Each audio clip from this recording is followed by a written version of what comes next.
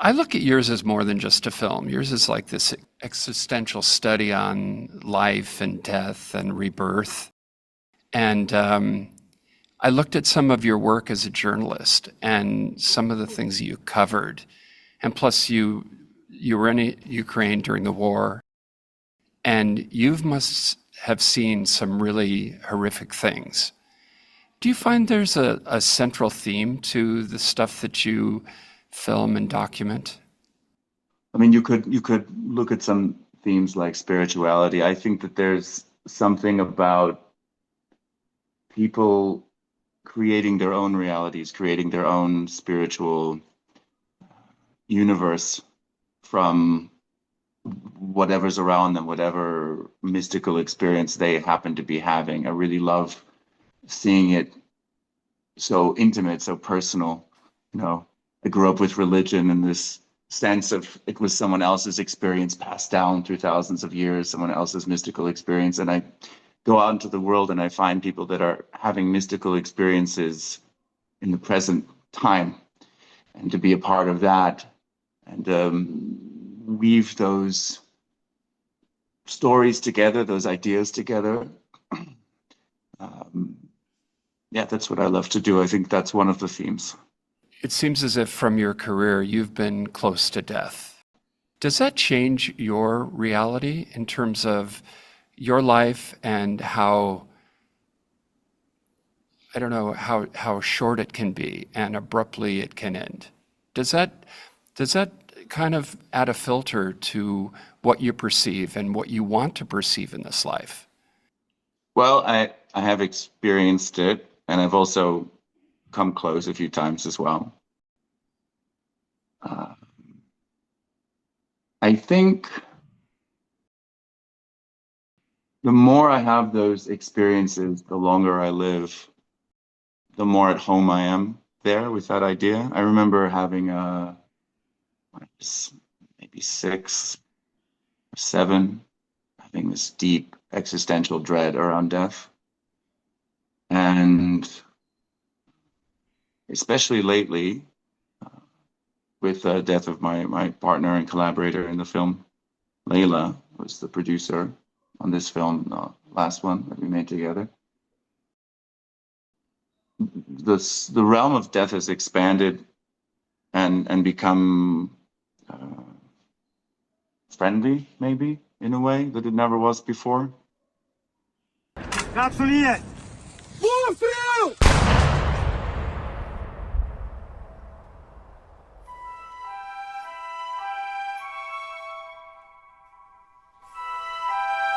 Хто я такий? Я актор професійний. Тобто я не був військовим. Before war, he was preparing to be a sniper in the movie White Dragon. When the war came, he came to the military base and said, I have these skills. And military said, you can be a sniper. One of your subjects, Pavlo, who is Ukrainian, was an actor, and he lands a gig. He's a sharpshooter in a film, his last film, and then he becomes a part of the war.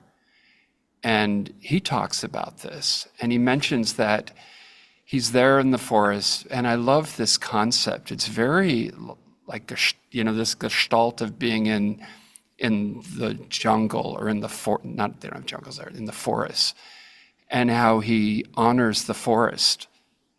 And then also he's there and they're hungry and they shoot a rabbit and they eat this rabbit. But before they do it, he apologizes or he thanks the rabbit. And then he talks about when he looks through the scope on his rifle. And it's what he says when he shoots that gun. And you get the sense that there's no animus in him, and there's no, I've got to kill these people. There's just, this is what I'm doing, and also how he suspends his own reality to take someone's life. I think as an actor, he is uniquely qualified to understand what a role is. I mean, it's so easily defined in that world, in the world of film, something you step into. And the rest of us, we're playing roles all the time. We're building personas.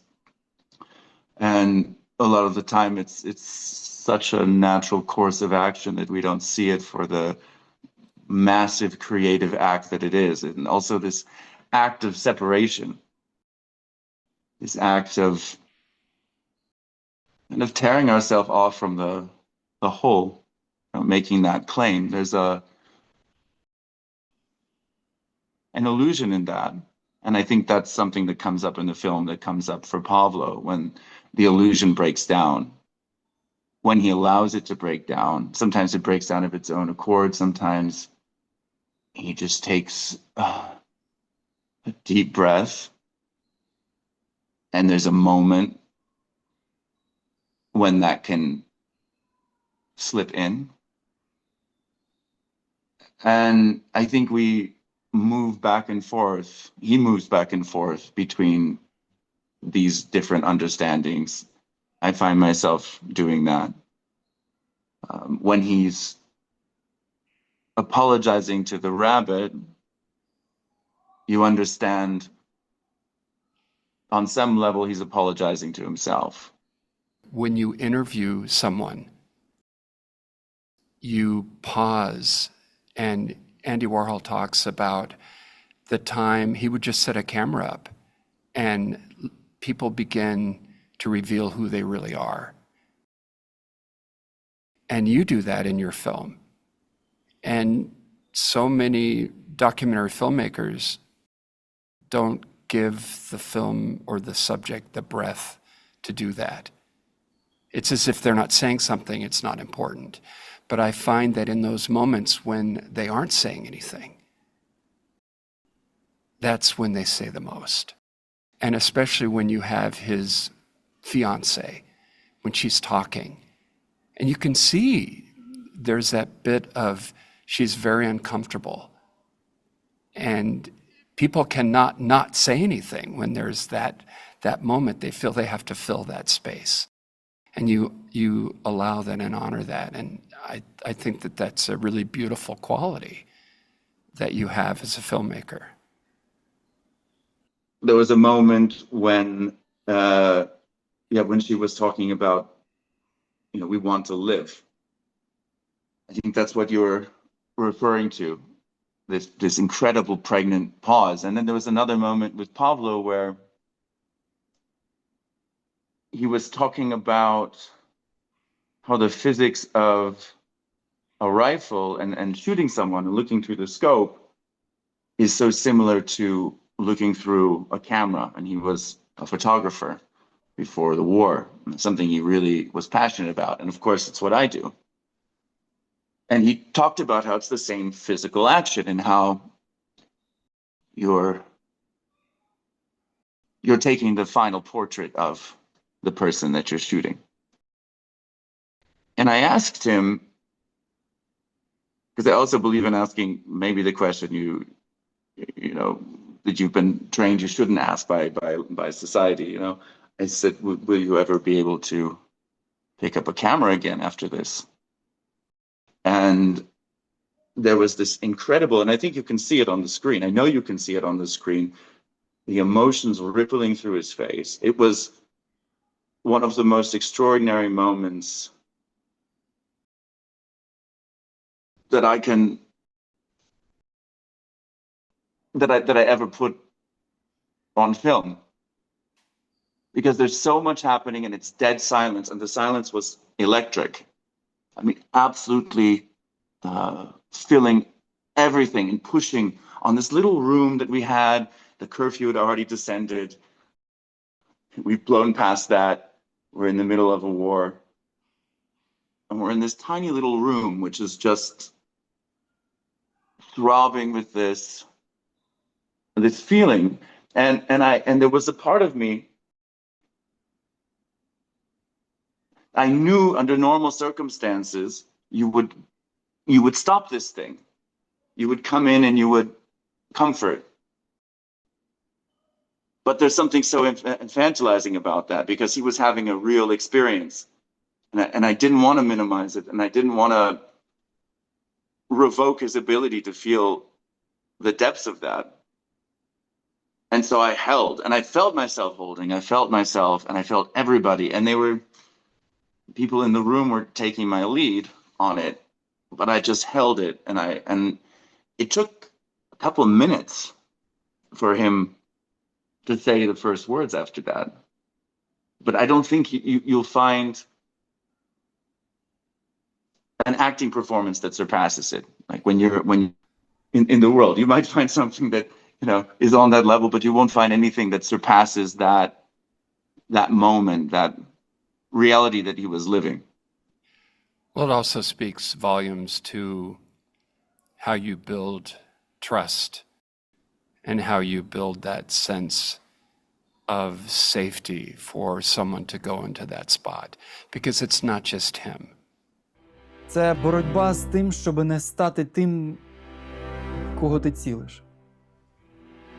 Бо все живе на планеті, воно так чи інакше законектено. Снайпер – це не той, хто вбиває, а той, хто спостерігає. Снайпер – це той, хто любить природу. Снайпер – це той, хто любить людей. Снайпер робить цей знімок востаннє. We were talking about the photographer who takes a photograph of his lover as he's passed away, and that he talks about that is his last photo. But that scene particularly is tough, because will you want to go back and look at that photo that you took of someone that you love that passed away at a point when they're really not who they were? You don't really know what it is that you're photographing, I don't think. You can say that. You can say, well, it's skin and it's a body, but you don't really know. I don't think you ever really understand what that is, because you look at it and you begin to weep. How can you weep over something totally inanimate that you're not connected to? You don't know where they live. Maybe it's just inside you. Maybe it's in a larger sense. Maybe they arise again and again. Maybe there are patterns that move through all of us, of which they're a part, of which, you recognize that pattern, that's them, whatever it is. But I think you take the photograph to try and bring clarity to an impossible situation. For me, I can see that. For me, it's trying to find resolution. And it's like,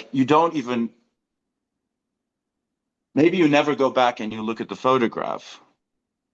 Maybe it's not important that you do. It's taking it in that moment. It's what you do with the moment when you take it.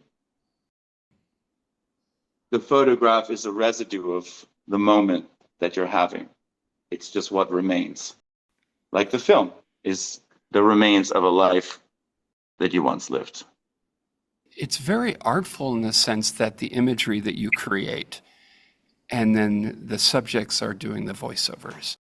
And which leads me to this point, how do you find the different people to fill? It's in some ways, it's a cinematic puzzle, because it starts out, we look at, it's general dynamics. They're building these not bombs, but missiles or whatever they call them. Artillery shells. Artillery shells. They're doing that. And then it goes into a man. Then we see Ukraine, and then it goes into the tsunami that hit, and that striking image of that tanker that is just stranded, and it looks like Tokyo has been bombed. And then we meet that character, and I'm just wondering how you went about to find these people and to find that through line, to weave them all together so that it all kinds of blends. Because when you just see one section and then it goes into the next, you're going, oh, okay. But then some of them, like we're talking about the photography, then it leads to the photographer or the birds or there's so many things, the jellyfish. How Pablo makes this analogy of jellyfish and seeing dead jellyfish strewn across the beach. So I didn't really ask a question, but fill in the gap. Happy to. I'm happy to. I understand that the film asks a lot of the audience. It asks for their trust. They have to believe that there's something happening with all of these different stories, that there's a reason for it, a meaning. If you're not paying attention, and if you don't have that trust, I think you could get lost. It sounds like you understood on a fundamental level, intuitively, what was going on, which I'm pleased about. Because the experience of watching the film must be in some way like the experience of making the film, in the sense that I begin somewhere with something that I feel is meaningful, beautiful, interesting, mysterious, something that I'm grappling with, that draws me in. And then from that place, from just saying yes to that, I can see something else. And I couldn't see it before I moved to that, to follow my curiosity in the first place. And I followed my curiosity in so many different directions. There's a lot of stories that didn't end up in this film. And sometimes I would do a story and it would skip a film, and it would be, okay, it would be in the next one, because now I'm seeing the connections. But I can give you a great example of this with the title itself. Or even better, you brought up the diver and the tidal wave. So right before we see the tidal wave, you're hearing Pavlo's dream of a tidal wave that came and swept over his hometown. And it arose out of his lake, and it's this blood red lake called the Savage, this incredible otherworldly place, and that now he is physically separated from. And you know that when you grow up in a certain landscape, it becomes a part of you. So he's, in his dreams, he's going back to this part of himself, this part of his childhood that he's now separated from because it's occupied by the Russians. So from that dream, I understood I had to go to Japan. And I'd heard stories about this man who lost his wife in the 2011 tsunami, and he searched the land for her, couldn't find her, so he became a diver and has been diving just constantly, looking for her. And from that place, I could find something else. And so I went on that journey with a sense of trust too, and a sense of faith that I would be taken somewhere, and then the next step would always materialize, and it always did, and it always has. But it doesn't do so unless you're in faith and committed to that process without reservation. To trust that you're on the right track. And even if you're not, to trust that this is where I've meant to be. It comes easy to me, I think, because when I began following my curiosity, there wasn't a motive behind it. I didn't have this need for it to mean something. I started out just traveling and exploring and asking questions out of my own curiosity. Then I became a print journalist, and I could follow that with a bit more authority and legitimacy, and it got me into more places. And then, before I knew it, I'd already been taught this valuable lesson about faith, but I didn't set out, to learn that. I didn't know that it functioned that way, but it always has. What an exciting life you have and you live. When you were there studying psychology, and also too working as an EMT, how does all these things kind of were stepping stones, and this was part of your education to become this filmmaker that you are today. Do you see that? Thank you for bringing that to my attention too, because I think it's important to say that there is no master plan. Yeah. Should we have a master plan? If you want to create an incredible comedy for yourself, then have a master plan and watch it not work out for you. Watch, it's an incredible absurdist scenario that you can make for yourself if you say, well, I want this thing. So many of the experiences that I had, or the things that I became, roles I took on, they came about sideways. Like I had this idea that I wanted to see every aspect of human existence. This big goal. I wanted to see everything, and part of that was, well, we grow up in the peaceful corner of the world, relatively. I thought, well, I should go and cover war and see what that's like. And so I wrote some outlets and I said, hey, I'm some guy, and I was wondering if you would help to, sponsor me to embed with the NATO forces in Afghanistan.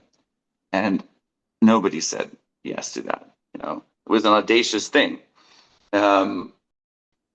But I kind of went on and I did other things, and I ended up becoming a journalist through other means. I wrote some articles. I shouldn't talk about it. It's a little bit, but I did some things. Don't work blue, baby. Don't work blue. You see, Mark, that's a sign of a great interviewer too. And when I have to catch myself, that's like you've really spun a space where, where I feel comfortable. But the point of it is that I was able to come later after I'd done other things, after I'd followed other paths, and then I had something called legitimacy, which is this crazy thing. That's another kind of illusion, but it's really functional in the world. And then from that, I was able to get the embed, But going straight forward didn't work. Yeah. I know that intention's important for you. And is that how you start each project, with an intention? And does it change? Or is the intention, well, first of all, tell me what the intention is. Because there can be different intentions. But, for example, with this film, because I'm sure, or tell me if I'm wrong, but you didn't have every subject mapped out when you started, right? What was the one that really resonated? Was Pavlo and Ukraine? Was that the one? Well, that's when I knew I had to make the film. That's when I knew I had a film. Well, let's go back, because I got you off on the intention thing. I think I started to ramble a bit much. So go back. I was enjoying it. Oh, you were? Okay. I wasn't going to stop you. All right, so go ahead. And you can redirect me. But I think it's a good question, because it's about these critical moments that come in our life. And if you're open and you're really feeling what's happening, then you can't say no to a moment. It would have been impossible for me not to have made the film. But before that moment happened, it would have been impossible for me to make the film. Like it's like a binary or a switch that goes, and then I couldn't be stopped. And as they used to say in the theater, married. Or break a leg. Well, continued success. Thank you so much. And I do appreciate your time. Thank you, Mark. It's an honor. Okay. Bye-bye.